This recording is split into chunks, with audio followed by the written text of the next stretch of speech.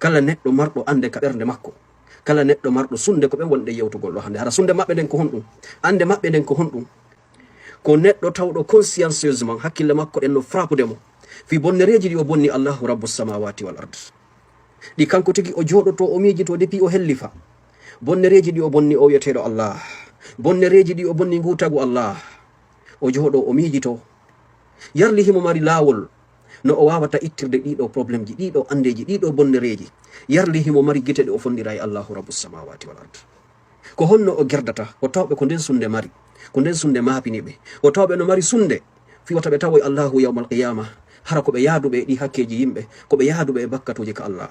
Enen ɓe wonɓe waɗugol ɗiɗo bakkatuji, enen ɓe ɗo wonɓe bonnugol Allahu bimbi e kikiɗe. est ce que hiɗen andi ko hombo woni Allah? Yarli no wodani en lawol no hotiren ka Allah, yarli no wodani en solution no régliren ɗi probléme ji men hakkude men enden e Allah. Ko ɗum faala ɗen ɓanginde hande musidɓe julɓe, ko ɗum waɗi wiya hande yewtere meɗen nden koko Allahu rabbu samawati wal ardi on o dalata kon, inna fi khalqi samawati wal ardi wa ikhtilafi al-layli wan nahari la ayatin li ulil albab alladhina yadhkuruna Allaha qiyaman wa qu'udan wa ala junubihim wa yatafakkaruna fi khalqi samawati wal ard rabbana ma khalaqta hadha batilan subhanak. Ko ɓe yimɓe tawa ɓe ɓe joɗoto ko wonɗa bonnude Allahu, ko wonɗa bakkatu mo waɗɗa wo musidɗo julɗo, kono tawaɗa miiji ka hoorema ko honno mi tawroyta Allah. Ɗum no frapa ma conscience o wonde bonnere noon nde wonɗa bonnugol wo, a feƴƴali taw degré bonnereji ma ɗin feƴƴinalima miiji tagol ene taw ñande mi tawoy Allah kono mi gerdata. Madama ɗa mari on conscience, ɗum no frappude ma musidɗo julɗo ta ma pota wembo ara nun ɗum anden taho ko hombo woni o wiyeteɗo Allah, o mo an e min wonɗen e bonnude bimbi e kikiɗe jemma e ñalorma, ko honno kanko o jogitori en enen, ko honto an Allah falama fi kala a bonni Allah, kala bonnere nde bonnuɗa jento nana ko hombo woni Allahu rabbu samawati wal ard, jento ndara ko hombo woni o jeyɗo ma, o taguɗo ma moƴƴi e maɗa wi'iya rewmo, ndara tawa privilège ji ɗi Allahu waɗanma ɗin, amara hay e hunde ko sakko ma artugol ka Allah. A bonnino a heɓino fattu, a bonni a yarino beere ma hiɗa yarde beere, a bonni hiɗa sirkani Allah, a bonnino Allah hiɗa wari goɗɗo, a bonnino Allah hiɗa wujji goɗɗo, a bonnino Allah ɗa fimude drogue. Ko lawol hongol rewata arta ka Allah, Allah jaɓɓoroma juuɗe makko ɗen ɗiɗi, o jaɓɓoma o waɗanama ko wiyete kon hog, o weltoroma. Ko ɗum faala ɗen hollude ko wiyete kon attawba. Ko yewtugol hande ko honno tuubirten ɗi bakkatuji meɗen ɗi wonɗe wadde tawa andaɗi si wona Allah. Fi kala faalaɗo, kala tawɗo no ka hakkille makko e hoore bonnereji ɗi o bonni ɗin fuu, ko ɗi mawni wo ko ɗi mawni. Ray awwalan andintina jama on bonnugol Allah, tagaɗo bonnugol mo, waɗugol mo bakkatu ko hunde hulɓininde kono ko hawrude, ko honɗum ɓuri hulɓinade. Bonnugol ngol e fiinga muɗum ko bonnugol darto ɗon ronka tubude ngol, ko ɗum ɗon ɓuri hulɓinade. Bonnugol ngol e fiinga muɗum ko bonnugol darto ngol ronka tubude arta ka Allah, ko ɗum ɗon ɓuri marde probléme. Nelaɗo sallllahu alayhi wa sallam ɓe makani en e hadith, ɓe maki walladi nafsi biyadihi, nelaɗo maki ɓe wondiri o mo wonki maɓɓe ki woni e jungo muɗum. Ɓe maki si tawino onon ɓe yimɓe ɗo on bonnatano Allah, famɓe jente moƴƴa fiyen andu probléme bonnugol ngol Allah e mawnude ko ronkugol tubugol ngol ɓuri marde bakkatu, ko ɗum ɗon ɓuri hulɓinade. Nelaɗo maki onon si tawino on bonnatano ruttoɗon ka Allah, hara on waɗatano bakkatu fiw, Allah on o ittayno on ka hoore leydi ɗo, o adda woɓɓe goo tawɓe kamɓe ɓe bonnayno ɓe tuuba ka Allah subhanallah. Si tawino enen en bonnatano ka Allah, Allah subhanahu wa ta'ala o ittayno en ka hoore leydi ɗo, o adda woɓɓe goo bonnayɓe ɓe tuuba. Si tawino en bonnatano tuuben, probléme on ko bonnugol ronka tuuba ngol ɓuri won hulɓini. Amma bonnere nden neɗɗo on ko tagidaɗo e farjugol, ko tagidaɗo e waɗugol bonnereji, ko tagidaɗo e tawgol sheytan sowin sinay tun on tigin subhanallah. Niraɗo maki sallallahu alayhi wa sallam والذي نفسي بيده لو لم تذنبوا لذهب الله بكم ولا جاء بقوم يذنبون فيستغفرون الله فيغفر لهم. ستوينو أم بنتانو الله توبون هرا أونتون أم فو يمبي لابو بموت ببنتا الله الله إتاينو أم أدى وقبو بني بتوبة يميرال تجمع يغور بني kono ko ya andu si a falji a bonni Allah, andu Allah no habbi ma ya artuba ka makko, ya artuba jon non si Allah jaɓi en ɓanginay ko honɗum woni fi tububiye on ɓanginen taho hakkunde meɗen enen e o wiyeteɗo Allah on say artoyen andinen ko honɗum ko bakkatuji ɗin ko ɗi façon jelu woodi bonnereji ko neɗɗo bonnata kon ka hoore leydi ɗo ko ɗi jelu woodi ko honno kadi ɗiɗo ɗi tuɓirante ka Allah ko ɗen o toɓɓe tati falɗe yobde bi isnillahi taala ɓay fiyen andu importance hunde nde yani fiyen andu taw fiye waw waɗugol hunde nden koyen andu importance mayre on taw sa anda importance hunde a waɗatande on fi kala faalaɗo yahugol ko Allahu rabbu samawati wal arda tara o yeƴƴitaki o daari ko bakkatu makko o mawni kon kono o daara yeeso moƴƴere Allah nden e yurmede Allah nden ko nde mawni kon ko nde ɗuuɗi kon nane ɗo tahu ado en arde ka leydi ɗo nane discours mo Allahu rabbu samawati wal ardi waddi e o wi'eteɗo shaytanul la'in nde Allahu on taguno ben men Adama o yamiri malaika ɓen fo yoɓe sujjan annabi Adam ɓe fo maɓɓe ɓe sujji ha lutti iblisa o wi o sali kanko o sujjata ɓay Allah dalanimo yo yaltuka aljanna konno yuno Allah o wi Allah fa bi izzatika wa bi jalalika la ughwiyannahum ajma'in o wi Allah mi wondiri teddugal mangal e mangu mangu ɓe yimɓe ɗo Adama e ɓiɓɓe makko ɓen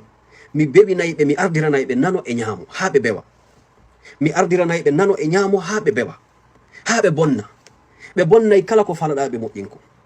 jonnon jente Allah no jonna réponse cheytan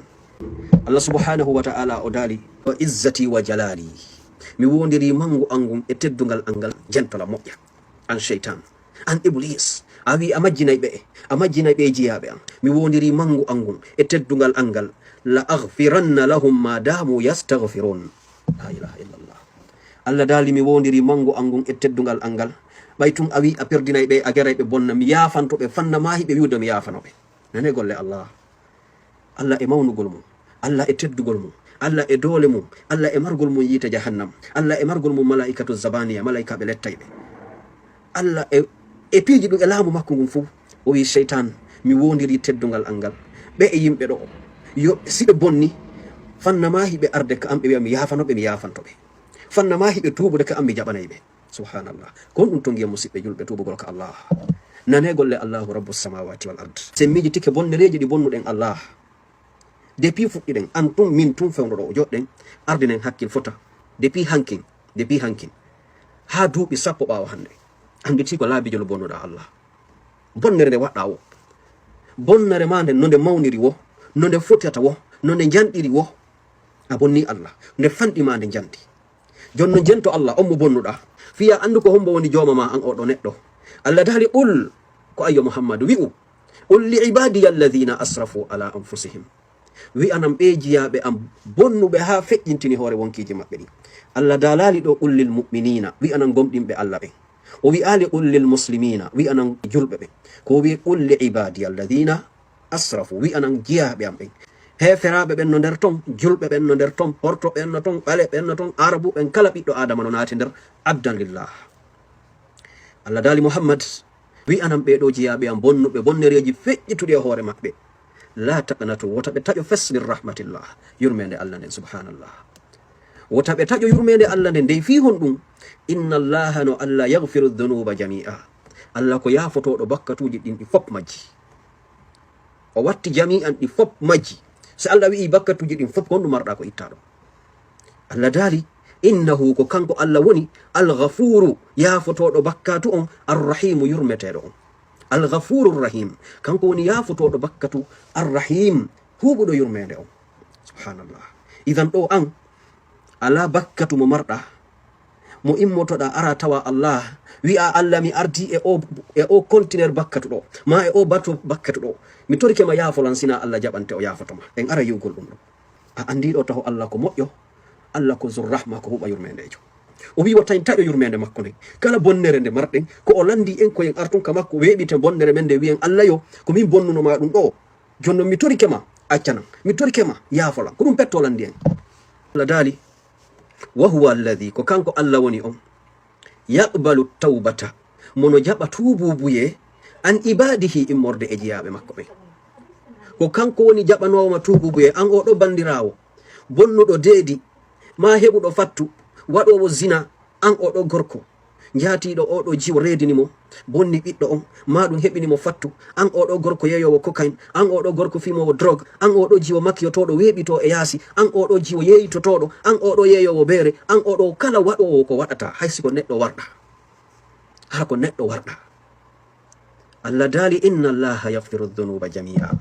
Allah dali wa huwa alladhi ko kanko Allah woni yaqbalu tawbata ko Allah woni on jabo wo tubu buye subhanallah an ibadihi immorde e jiyabe makko ben wa ya'fu anis sayyi'at himo yafo kala boneji di wadda din anis sayyi'at kala boneji di wadda din Allah on himo yafodi himo suddana madi himo buumana madi o wi hon dum wa ya'lamu ma taf'alun himo andi kadi ko won don kon e wadde fop idan do yayu bonna bonnere nden Allah no andi fi mayre himo andi fi ma himo wawno ma warde fewno bonna ngada bonnere nden kono o wadi hon dum o jonduma chance himo wawno ibbugol bouton hum fofango mangon bloko fewndo watta zina on mo wawno ibbugol blon hum fofango mangon bloko fewndo yarata bere nden fewndo fimo no da drogue on himo wawno yawde fotta day accident wal maya don fewndo wujja ngada jawdi be dandi himo wawno dandingol ma do maya on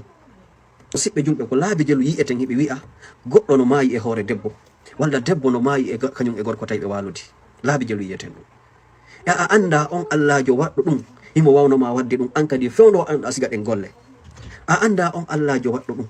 himo wawno ma wadde dum fewndo wonno da ka makiro da yarde bere anda on Allah jo waddo dum himo wawno ma wadde dum fewndo ƴettaño da koyde ma din yahugol wadugol ko harmi kon kono o accuma don yahuda bonnuda artuda jokkuda programme ma wastay fu wadali Allah dali ko kanko Allah woni hon dum jabo wotubo biyeji din jento den Allahu rabbus samawati wal ard sabu wiwden ko wonde yewtugol do ko jomirabe haqqillaji din kala tawdo no mari ande ko o bonni Allah himo faala yiltagol ka Allahu rabbus samawati wal ard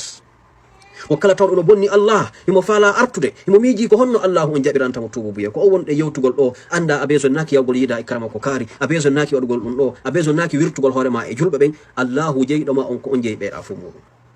ya sallallahu alaihi wasallam be maki ka hadithul qudusi Allah dali ya ibadi ko no yojiyabe jente Allahu rabbus samawati wal ard wallahi musibbe si en wawi jentagol koko wonde yewtugol do hande en burtay andugol e jaka Allah moƴƴike e meden tuma ndew andinno en ko kanko woni jom meden o okki l'islam lukti sen jaba e sen acce nane Allah no yewta himo yewta be jiyabe makko nane Allah no yewta en an e min e oda jento Allah no yewta an Allah dali ibadi ko ono yojiyabe an innakum no onon tohti'una bil-layli wan-nahar hidon bonnira jemma e nyalorma tohti'una hidon bonna jemma e nyalorma wa ana aghfiru dhunuba jami'a mimmi do yafo bakkatuje din di fop majji subhanallah Allah wi fastaghfiruni torelan tuyomi accan nani Allah no yewta en ya ibadi kono yo jiyabe an innakum no onon tohti'una hidon bonna bil-layli wan-nahar jemma e nyalorma wa ana min ko mi woni hondum wa ana aghfiru dhunuba jami'a mimmi do yafo bakkatuje din di fop majji Allah dali fastaghfiruni aghfiru lakum to rela yo mi yafano musibe Allah jo o wondo innugol ma do ya toro mo o yafanoma ko o woni jeydo yite jahannam ko o woni jeydo yite sakar ko o woni jeydo malaika adhabaniya ko o woni jeydo malaika be tawdi malaika jo goto si ari mo wawi muncugol ndido leydi fu ko o woni jeyjugol mo wi'i mido andi hida bonnude bimbi e kikide to rila yo mi yafoma mi yafanoma fastaghfiruni aghfir lakum la ilaha illa Allah Allah dali ya ibadi ko ono yojiyabe an si asalike tubugol si asalike artugol ke an si amawnintinike wiugol Allah ya folan bakkatuji an din si amawnintinike wiugol dum faamu ya ibadi faame innakum no onon lan tablughu darri fatadurruni on wawata hewtugol place hawa wala lortugol hay e hunde walan tablughu naf'i fatanfa'uni on wawata kadi hewtugol ha nafollan nafa on marana lan nafa ko wato lan nafude toujours ko onon besoin am nane Allah no nodda jiyabe makko Allah dali ko onon yo julbe ono yo yimbe do ko jiyabe o wi tube ka an ko mi woni yafatoro selu bonnereji di bonnuda din dinno duudi no mawni dum ko andum mawnani Allah kanko dum ko fusno jento do anana e musibbe juldo wallahi uddi to noppi ma dinana anda ko hombo woni Allah ndara tawa jaka yo Allahu dandu en e wurugol ka hore leydi do e hore dido privilege ji fop majji taw en Allah yawmal qiyamah harade nango nabori batoji bakkatoji di yafaka wallahi hare no yurmino hersini sitay Allah e hore mangu ko o mari kon fu dole ko o jogi kon fu imo yewtuden ko wonde nande do e hore dum fu e bungani tubangol mo kanko Allah sen tawo yimo yawmal qiyamah haray ko dum wadi so wi ton tubatake ton pardon landatake sabo labbinani en do